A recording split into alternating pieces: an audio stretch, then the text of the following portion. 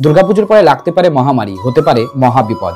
মা দুর্গার আগমন এবং গমনের উপর নির্ভর করে পৃথিবীর অবস্থাটা কেমন থাকবে। পঞ্জিকা বলছে 2025 সালে দেবীর আগমন হবে গজে অর্থাৎ হাতিতে এবং গমন হবে দোলায়। গজে দেবীর আগমন শান্তি, সমৃদ্ধি এবং শস্য শ্যামলার প্রতীক। অপরদিকে দোলায় গমন বা প্রস্থান মহামারী বা মরকের প্রতীক। দেবীর আগমন বা গমন কিসে চড়ে হবে সেটি নির্ভর করে দেবীর সপ্তমী বা দশমী কোন বারে পড়ছে। রবিচন্দ্রে গজারূঢ়া ঘেটকে শনি ভৌমায় গুরু শুক্রেই চ দৌলা নৌকায় বুধবা আসরে, অর্থাৎ সপ্তমী বা দশমী রবিবারে বা সোমবারে হয় তাহলে দেবীর আগমন ও গমন হবে গজে অর্থাৎ হাতিতে। পৌরাণিক কাল থেকে দেবদেবী এবং রাজা মহারাজাদের কাছে গজ অর্থাৎ হাতির মর্যাদাটাই আলাদা।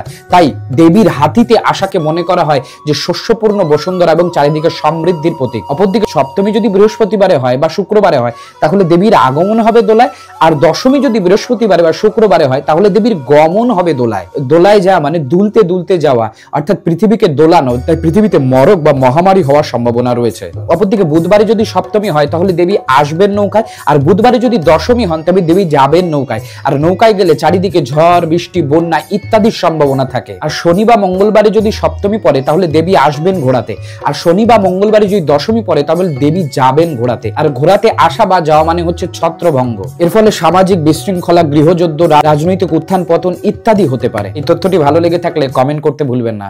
জয় মা।